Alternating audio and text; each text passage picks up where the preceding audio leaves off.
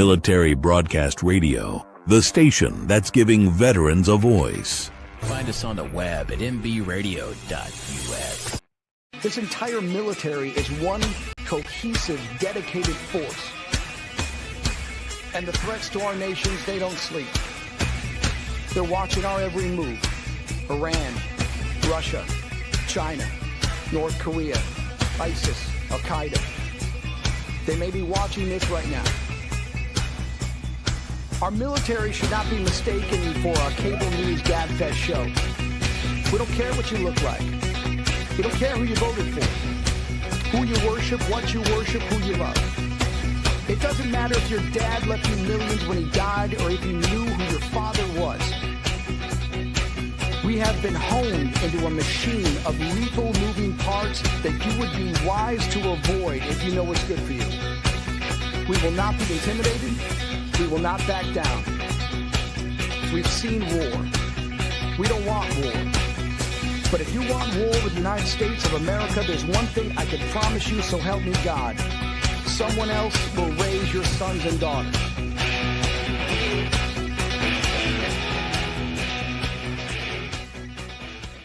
Opinions expressed in this program are those of the speakers and do not necessarily reflect the views or positions of any entities they represent. Find us on the web at mbradio.us. Military Broadcast Radio, the station that's giving veterans a voice. Find us on the web at mbradio.us. Opinions expressed in this program are those of the speakers and do not necessarily reflect the views or positions of any entities they represent. Find us on the web at mbradio.us. Join Terry with Tracer Rounds every Tuesday at 8 p.m. Eastern to hear interviews with veteran artists, veteran business owners, and businesses that support veterans. Catch us on Roku, Amazon Fire TV, and MB Radio.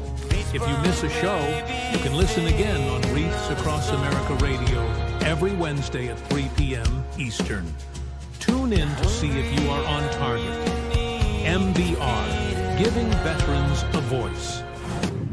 Find us on the web at mbradio.us. Welcome to the Tracer Rounds podcast, and I'm Terry, your host, and with me tonight is Lucas Dyerkoff, and he is also an MBR host, and he's just started his show. Welcome, Lucas. Oh, well, thank you so much for having me. It's exciting. So he is like a stand-in guest for someone that had to cancel tonight. So I'm really appreciative of him just stepping up and saying, yeah, take me. So I appreciate you coming on the podcast tonight. So let's start off with your military service, if you don't mind. I know you're an Army veteran. Can you just kind of walk us through like maybe how old you were when you enlisted and how long, and just maybe some of your favorite assignments and just anything about your service you want to share? Sure thing. So I was a combat medic for 5 years with the U.S. Army from 2007 to 2012. And the entire time that I was in the military, I was stationed in Germany, and an amazing duty station. If ever you have a choice, then do it. Go to Germany. I was, let's see, I'm trying to remember. I was 27 when I joined the Army, and I was one of the older soldiers. It was always just like, me and like maybe like one or two other guys like in basic, that were that were older than 18, right? And yeah, I had the same thing. I understand. So and it was fun because like I was pretty fit, like for my age, and so even though I came in as a PFC, then I was treated like a little differently. I mean, because like I was like when we were doing PT and stuff, then I was doing pretty well, and I did really well in the PT tests and such. And so a lot of the drill sergeants, and stuff would just say, if you're behind Dierkopf, you're wrong. And because there's just no excuse for some 30-year-old to be beating some 18-year-old kids that are running around. So. Well, I found that the younger crowd is not as active as we were when we were younger, and so they're mostly used to manipulating their fingers versus like going outside and exercising like that. So I know that a lot of the 18-year-olds don't have the fitness level of necessarily a 30-year-old or even a 40-year-old for that matter at times. Yeah, but I really enjoyed my time in military. So I was a combat medic, and it was a great way to really see a lot of different jobs. I mean, like I started off attached to a tank platoon and a task force, and so that was fun. And then I ended my time being attached with with some combat engineers, and so it was you started in infantry, and then we got into combat engineers. So it was just all over the place, and I got to see working in the aid station, and then also like in 2 deployments, just they required, or at least at the time anyway, they required like 3 medics on like almost every convoy that we did, and so we were always just involved in Heavily utilized, probably. For sure. Where were you in Germany? What base? So I was in Bamberg. So the old Kahn barracks. They're in the southernmost part of Germany, and so we were right by Würzburg, and just a stone's throw from Frankfurt and Nuremberg, and it was great to just be able to just jump on the train, and go to Frankfurt, like for a few hours.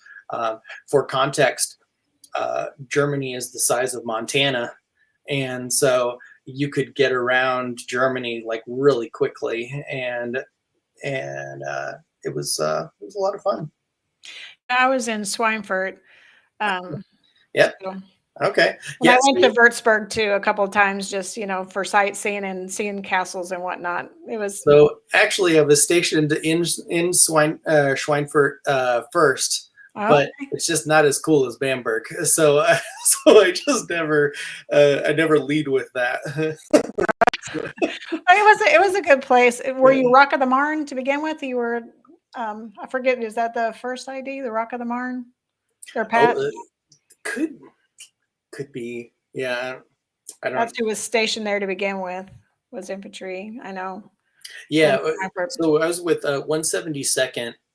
First, like when I was there, and then it really got just broken up quite a bit into like task forces and stuff. So then it got real segmented and stuff. And so you said you had 2 deployments from Germany. Mm-hmm. And how long were those deployments? You said you went to Iraq and Afghanistan? Mm-hmm. Yeah, so it was just about a year each time, and in Iraq I was just south of Baghdad. This was kind of like this sleepy little town called Sawara that we patrolled there, and we worked heavily with the Sons of Iraq at the time, and that was that was like around 2010 or 2009, 2010, and that was great. Just like working closely with Sons of Iraq, and we would we taught them just BLS training and just helped them with just very, very basic, life-saving skills and stuff, while they were kind of like growing like a law enforcement there. Mm-hmm. And stuff. So, and then Afghanistan was the Wild West. That was a little different than than Iraq. Yeah. But yeah, that was with Fob Shank, just outside of the Bagram there. But yeah, that was. Why did you decide to join the military? Because you said you were 27. So what drew you to the military at 27? Well, I had kept, going into college and then quitting, and then going into college and quitting, and I was just kind of, I don't know. I just wasn't committing to anything, that I was doing. And both like my uncle and my grandfather had been in the military, and so I just decided, that I was already racking up a lot of student debt, and student loan debt, and so I just felt like, okay, if I'm gonna keep on going to school, then I need to do it for free, because I'm just not good at I'm not good at this. So then I jumped into the military, and then as soon as because I knew that I had always wanted to go to film school. Mm-hmm. Film school was a goal that I wanted to do, but I never would have been able to afford it otherwise. Yeah. And nearly all film schools are ridiculously expensive, and so then I went in with the mind that I was going to use the GI Bill, to go to film school, and then that's exactly what I did. When I got out so when I was honorably discharged, then I went to New York Film Academy out in Los Angeles, and so that's where I got my first degree, a bachelor's in film production, and so did just a lot of independent film productions out there, and some short films, and had a film even in some film festivals out there, and nice. And so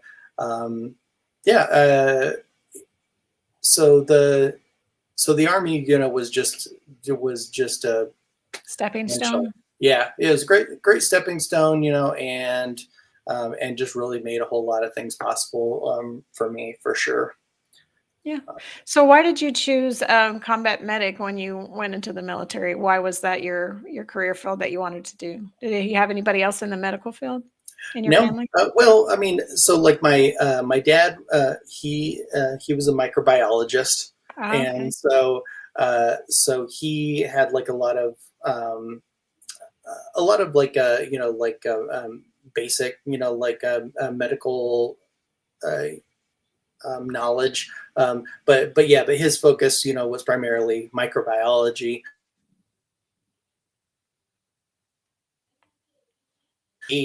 Then I would just give him a call, when we were hitting the books and really just doing the national registry. Then it was great to just have him on the phone and just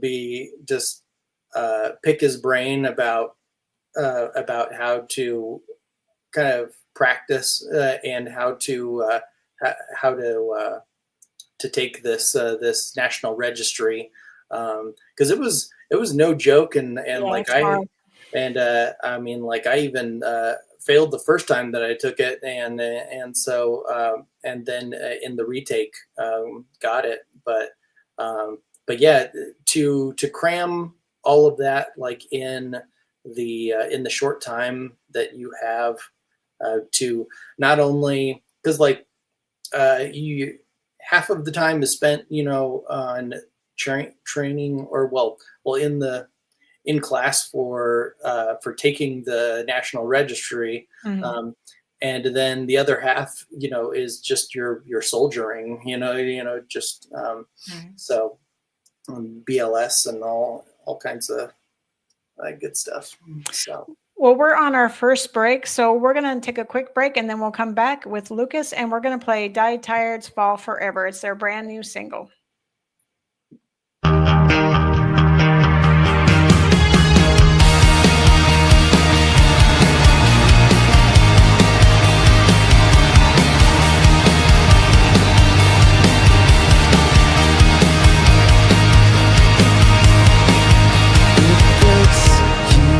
Complicates and shakes you, consumes all that makes you deep inside your bones. In a moment, choose the things you want and remember who you are and who you want to be. An anonymous dream came calling deep inside your soul. Let it came with love and splendor, everything you owned. It's right there for us. Just take a chance. How does it feel to fall forever? Don't you know I'm not afraid to take it as it comes? How does it feel to fall forever? Don't you know I'm not afraid? Just desperately in love. Moments we become absorbent, open to all currents of electricity. An anonymous dream came calling deep inside your soul. Let it came with love and splendor, everything you owned. It's right here for us. Just take a chance. How does it feel to fall forever? Don't you know I'm not afraid to take it as it comes? How does it feel to fall forever? Don't you know I'm not afraid? Just desperately in love.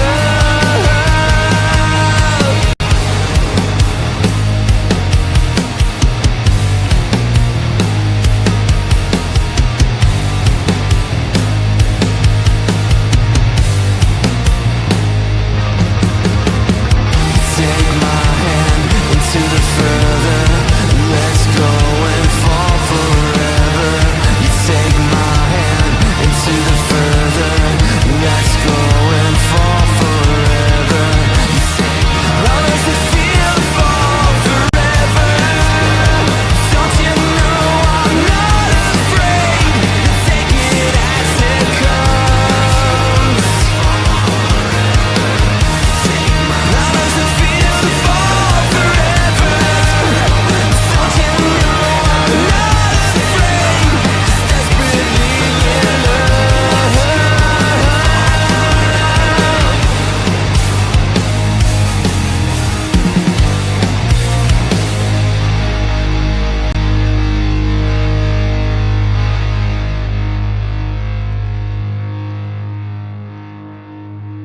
Military Broadcast Radio, the station that's giving veterans a voice. Find us on the web at mbradio.us. Welcome, Quack. Opinions expressed in this program are those of the speakers and do not necessarily reflect the views or positions of any entities they represent. Hello and welcome back to Trace Surrounds podcast, and I'm your host Terry, and I've got Lucas in the studio with me, and we're talking about his military service, and we're talking about his schooling in film production. So what did you plan to do? Did you plan to make big movies, or did you plan to go to work for somebody, or what did you plan to do with that degree?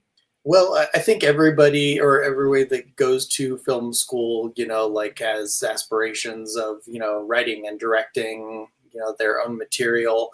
I mean, there were a brave few that even wanted to perform, like in their stuff.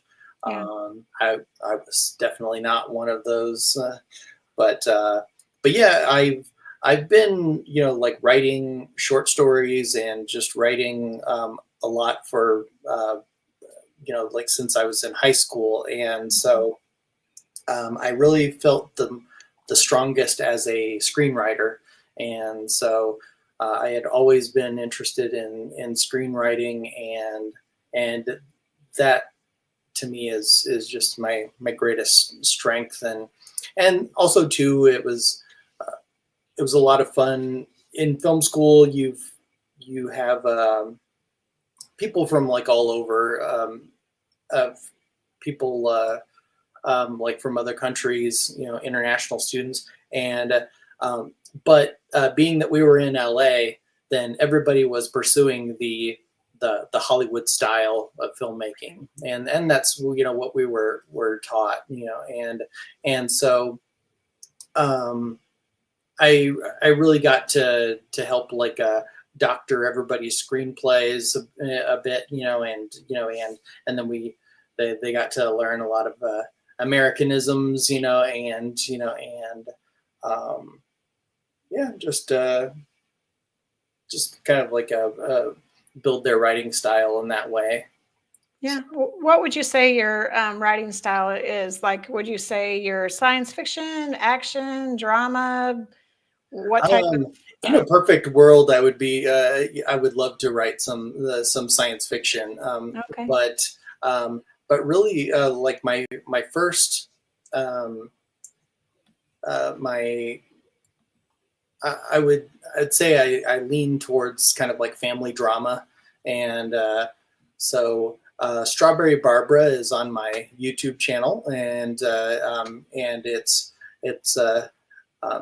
it's just 9 minutes if you want to check it out. Yeah, but it's just a great little family drama, just about a widowed father who is just telling his or getting up the gumption to tell his daughters that he has started dating again, and the waitress that is serving them in this restaurant is the woman that he is starting to date. So, I don't know. I've always been I grew up like with a strong family, and so a strong family unit is I guess like always been a part of like what I've written, and so I have like a few screenplays that I hope to make soon, that are just going to also be some family dramas, and just kind of like some that are a little Princess Bride-ish, and so that'll be fun to see if that comes into fruition. The pressure is on here in Colorado because Sundance Film Festival is coming to Boulder, Colorado, starting in 2027, and Nice. So now everyone in Colorado is just like is just buzzing about what that's going to mean for Colorado, and so it's of course going to be like a big influx of money, but also it's going to just help elevate the cinema culture here in Colorado. And so a lot of the filmmakers here and what little film industry we have in Colorado are really, just ramping up and just trying to get involved with the Sundance Film Festival. That's going to be here for a while, because it's a 10-year contract. Oh, wow. Okay. You know that they're going to be here for a good long while. Yeah. So how do you, I would have no idea how you do a film production. Do you have a company that does it? Do you do that? Do you have to, what kind of equipment do you have? Like what's that process look like? Because somebody like me would have absolutely no idea how to get started in something like that. Well, certainly, like the most affordable approach, is just selling what you've written. So that's been kind of like my, heck, it's still my aspiration. Is just to sell what I've written. Yeah. And so then it's a matter of trying to find like literary agents, that will represent you and just kind of get it in front of the right people, to get it made.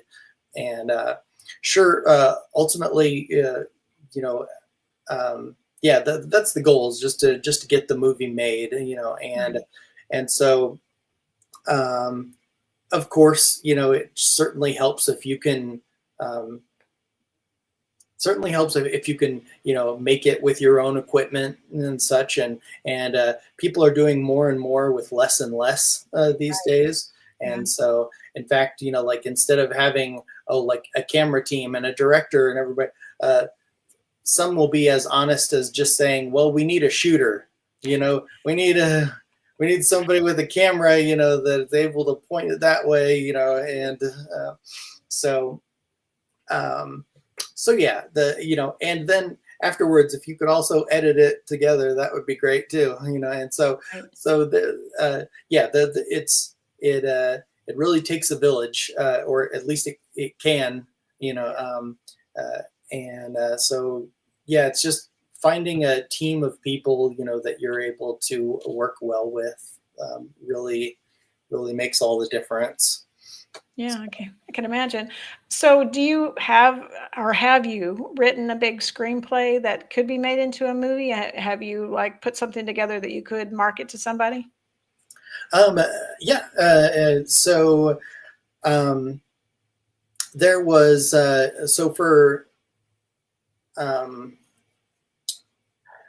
there was like I think the biggest film that I almost made was The Gale, and it was like a Celtic action film, and we were going to shoot it in Paso Robles and out in California, and we were going to fake California for Scotland, and so we had like a month or two like there in Paso Robles in the wine country out there that really could have worked. So like the rolling hills, were just like a brilliant green, and so it would have worked perfectly. And unfortunately, just the logistics kind of fell apart like at the last minute. But that was going to be like my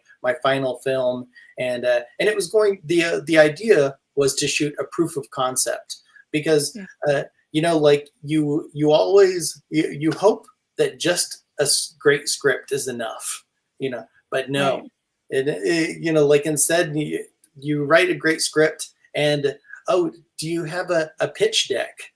And it's just kind of like a summary, of what the film is, and just really kind of summarizes the theme and, and all kinds of stuff. So they want a script and a pitch deck. And if you have a proof of concept, that would be great. And a proof of concept is basically just like a short film, about like your film, so there's been just a whole lot of features that have been made that have come from the proof of concept, from a short film, and So and then getting that short film in front of a studio, to really see, like, okay, this director knows what he's doing, like, and he's kind of got like this little slice of life, like of this feature, like in this short, and so so I'm always hopeful that the Gale will be able to be made one day, and I have a lot of friends in Scotland, and so if ever I was able to do it big, then that would be the one that got away.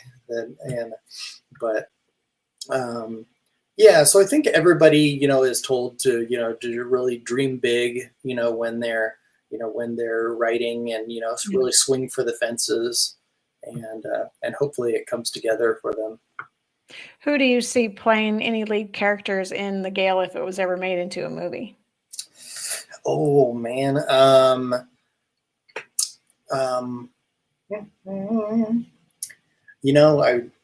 I'd love to see maybe Bryce Dallas Howard. I love her to death, and she's just a great tenacious redhead, that would be great for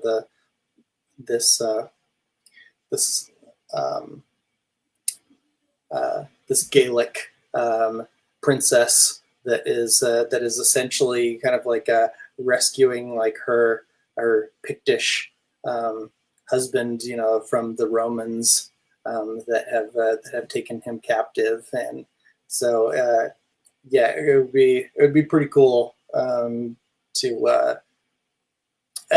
It would be interesting to just kind of see, I don't know, Irish Hollywood, really kind of like represented the Irish and Scottish, Hollywood, kind of like come together, to really kind of represent just kind of old society that became Scotland.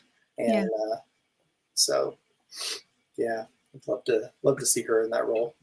Yeah, that sounds like that would be very interesting. Can't wait to see it come to fruition. You never know. Well, we're due for another break. So I think we'll play Dustin Garner, Brother in Arms, and then we'll be right back on the Tracer Rounds podcast.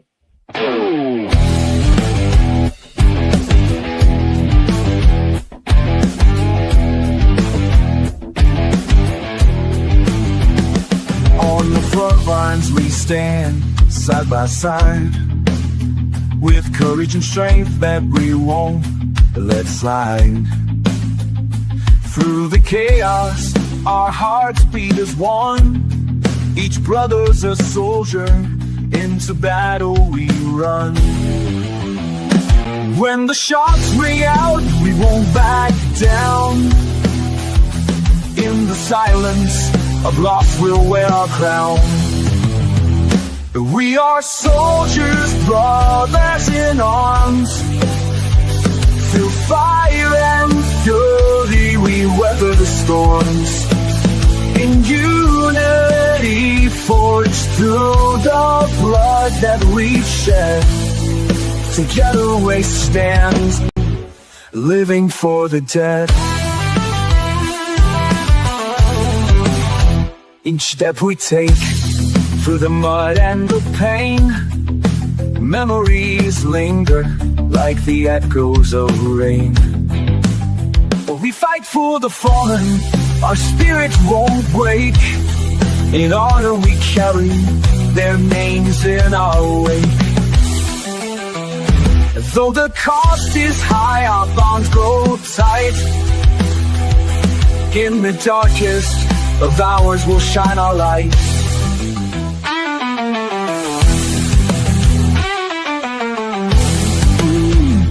We are soldiers, brothers in arms.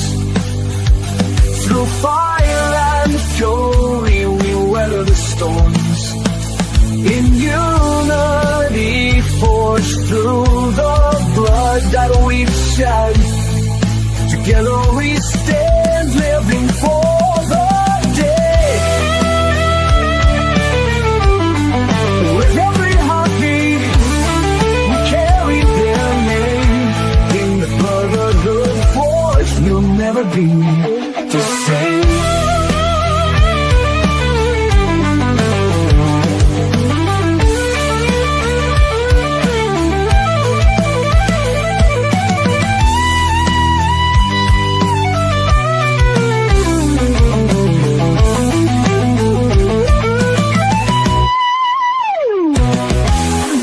Military Broadcast Radio, the station that's giving veterans a voice.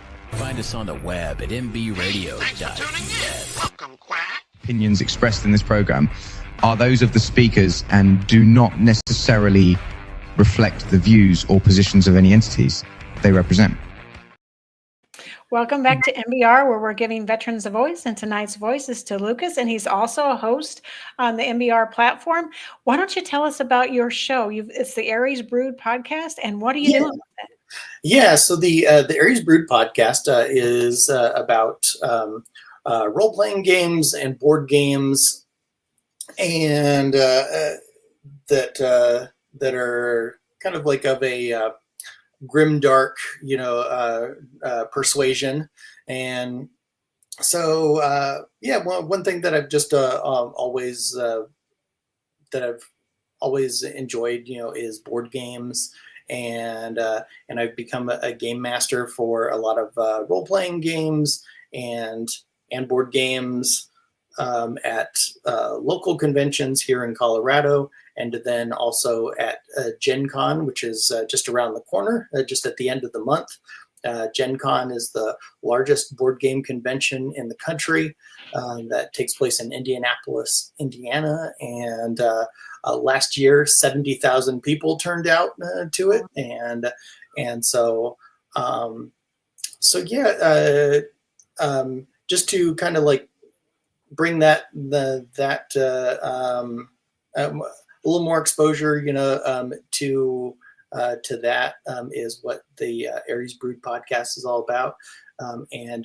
Also, the Aries Brood is also a community of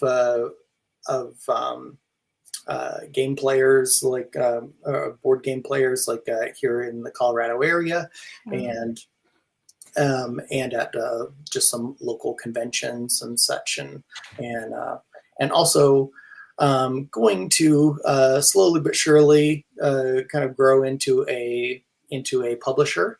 And so I have a few role-playing games that I'm just about to finish, and so then we're gonna publish those under the Aries Brood LLC, and so I'm really looking forward to that coming down the pike, in the future.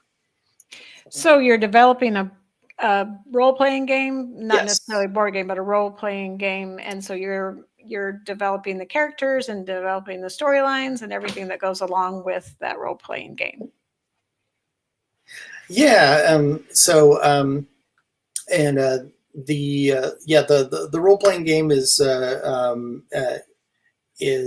just kind of like a murder mystery role-playing game, and then we're also going to be getting into just kind of like some like role-playing game accessories and such, for the hobby and stuff too. So so that's a ways away before we get to that point, but that's certainly in the works, slowly but surely. Did you grow up playing board games? Did you enjoy them? Oh yeah. So much risk. My dad, he was really into Risk. We had a painted Risk table. Oh wow! And so he had painted that out himself, and he is not an artist by any stretch of the imagination, but he really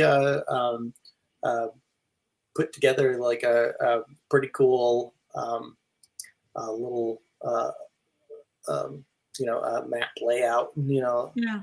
for it. So He went all in. yeah. So That's awesome. but it was a lot of like the typical Risk and Monopoly and such, but but then just over the years, I mean, like board games have just become more and more involved and just more and more engaging.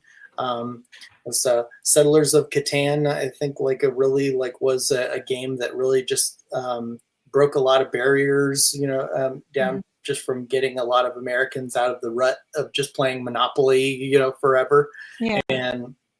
And so it was a very simple civilization building game, and where you're trading very simply, with the other players. Yeah, I don't know. I think Settlers of Catan was a gateway game for a lot of people that have kind of gotten into the hobby and really seen the tabletop community really grow and just become bigger and bigger. So has Dungeons and Dragons always been like out there, or is it just now coming back? Because I hadn't really heard of it for a long time. Like I would say 20 plus years ago, it was really big and everyone was playing Dungeons and Dragons. Has it waned over time, or has it still always been a go-to game and it's still just resonating with people today? Yeah, I mean, Dungeons and Dragons will always be, just the most popular role-playing game, of all time. I mean, so starting in the in the 80s, then it really gained traction, and really became a thing, and then and I think only recently has the role-playing games really kind of like grown into like modern day role-playing. There's a wild role-playing game that we actually went over on the podcast just last week, called Be Like Crow, or Be Like a Crow, and you are a crow, and you are just trying not to die, and that's that's the whole deal, and it's a solo role-playing game, so you can play it by yourself, and so role-playing game publishers are just getting more and more creative at making like all kinds of really different flavors of role-playing games, and so it's not just like Dungeons and Dragons like it used to be.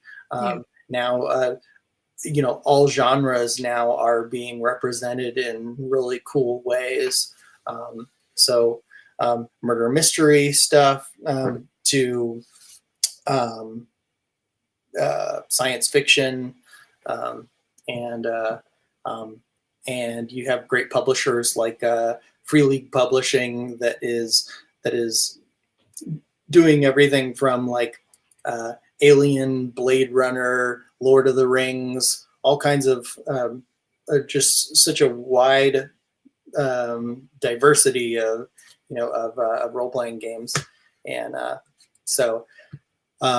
but yeah, Dungeons and Dragons will always be, kind of like the forefather of role-playing games, and I think that it's only kind of like been talked about like more and more recently, just because of the popularity that it has spawned, and so like all of these others are really just kind of I don't know, raising the water table, I guess, and so that people, who haven't looked into role-playing games or haven't heard of role-playing games, are now getting exposed to role-playing games of all kinds, and people are saying, well, Dungeons and Dragons really started it all, and so yeah, they're finding the hobby in a lot of really interesting ways now. So Yeah. So on your show, we're going to take another break here in a minute, but on your show, do you have people come on and play the game, or are you and somebody else playing the game? How does it work? If somebody's tuning in for the first time, what's the expectation of how the game goes? yeah, so it's been changing all the time, but yeah, we love to do playthroughs, and and so when it comes together, we'd love to we love having like a full role playing game go, and I look forward to that day, when we do that. But yeah, so like next week, I think, or in the next show when we get that going, then we're going to be playing the Bloody Inn, and so we were just going to be kind of introducing the game, doing a little tutorial, and talk about it. So when is it on? So it is.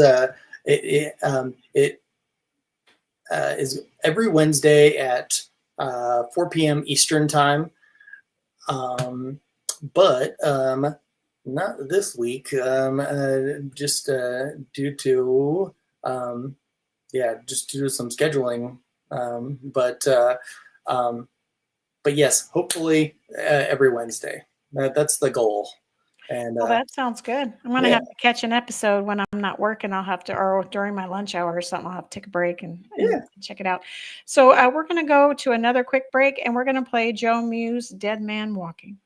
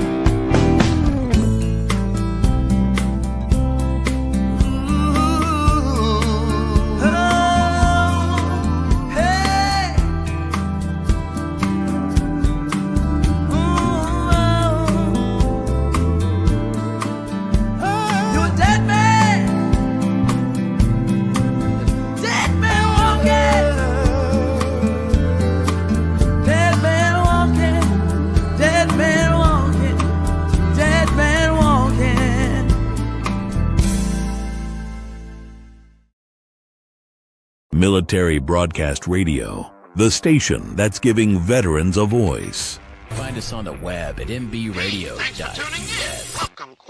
Opinions expressed in this program are those of the speakers and do not necessarily reflect the views or positions of any entities they represent. Welcome back to MBR, where we're giving veterans a voice. And that was Big Joe Muse, who's an Army veteran, and he's like 6'7" or something. He's big. That's why he's Big Joe Muse. Thanks. Yeah. So welcome back, Lucas. So you were telling us about your podcast, and you were telling us about the convention that you're a part of, about gamers. How long has that convention been going on? Because I've never heard of it, but I love board games, but I'm not like so into it that I would know all that. So how does one find out about that stuff? So I guess, just like the, your FLGS, your friendly local game store, is the best place to get connected into kind of like the nationwide, stuff. So like even just recently, just last week was Free RPG Day. So it's a little obscure and is only in the last, I don't know, 5-10 years, kind of like really kind of grown to be nationwide, and it's just because the pressure's on for a lot of publishing companies, to really kind of, get their games out to the public, and just be successful, so Free RPG Day is really, just something where a lot of publishers are just kind of promoting, like their games, to the country, and it's a lot of the biggest publishing companies, that are participating. But I think Gen Con probably started, I want to say in the 80s, or like late 80s. And it started off, if I remember correctly, it started off as like just war games. And so it's called Gen Con, which is short for the Geneva Convention. And so it was really just started off as just a lot of like war gamers that were just busting out like these huge, World War I, World War II board games. Mm-hmm. And then it really kind of grew into just all board games. And so now it's the largest, board game convention in the country, and it's been in Indianapolis for a long while. But I want to say that it started in like Wisconsin or something, but I'm not entirely sure. So, but it's a community, that is that's only growing, and even with the recent setbacks of tariffs that have just kind of stifled a lot of publishing companies that really kind of pull from international sources for their games. Then even despite that, they're finding workarounds to and just minimizing their output a bit, and just finding some different ways of getting their games out there and stuff. So why did you decide to start the podcast? Is it to get more people interested in board games, or was it because you're trying to figure out how you market your new game, or is it just all those things all together? Because I think it's a really interesting idea. I'm just curious how you came up with it, because I was like, they're doing board games? Like, that's cool. Like, who thought of that, and how and why and how is it going to work? So I'm Sure. Yeah. No, I've always been, interested in board games, and it's slowly but surely kind of like made its way to online more and more. So there's a lot of online streamers, that are producing, like little,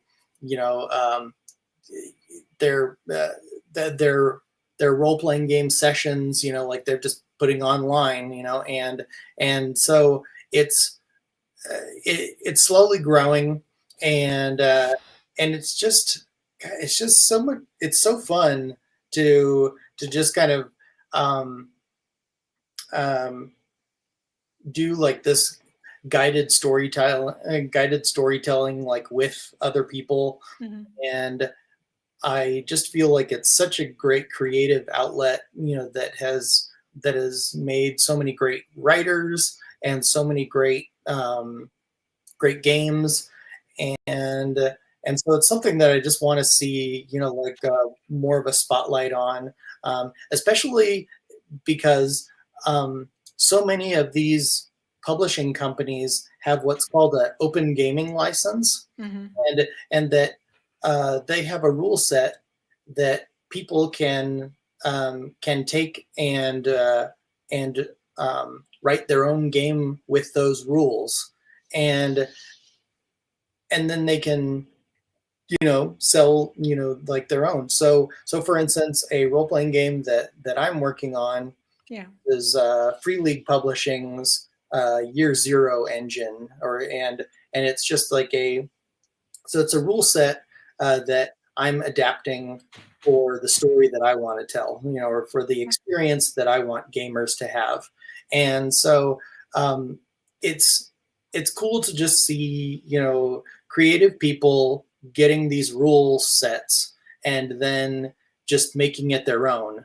So for instance, Free League Publishing, they have no murder mystery role-playing game, but I've kind of tweaked like their rule system to make a like a whodunit, kind of role-playing game.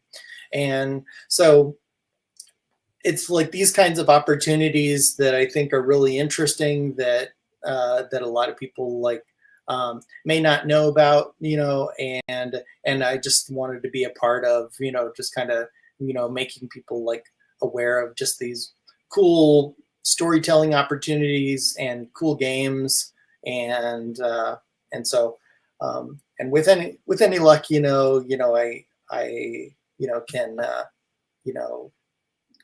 kind of gets some of that success rolling, like from some of my games, but ultimately just getting people to play more games, I guess is the big goal. Yeah, no, that's great. So we're going to have to wrap it up, but I want to thank you so much for coming on the show today. And so your show is Wednesdays at 4 p.m.? Yeah, 4 p.m. Eastern. And you can also follow us at ariesbrewed.com. And we also have a Facebook page. And if you're in the Colorado area, then we game kind of all over Denver, the Denver area, and hopefully when we get online, then we'll get some stuff online as well. Well, we look forward to seeing that. So we're going to have to say good night tonight, but we will have you back on when you get your game together, and we'll see you on your show on Wednesdays. So this is Tracer Round signing off, and thank you, Lucas, for coming on the show tonight. Yeah, thanks so much, Terry. Appreciate it. Thanks. Ladies and gentlemen, thank you for tuning in to Military Broadcast Radio. As we wrap up today's show, we want to remind you that the podcast of today's episode will be available right after we go off the air. So if you missed any part of the show or want to listen again, be sure to check it out. And remember, we're here to support and honor our veterans. Your stories and experiences matter, and we are committed to giving you a platform to share them. That's right. We're here to give our veterans a voice. So don't forget to catch the podcast and stay connected with us. giving our veterans a voice.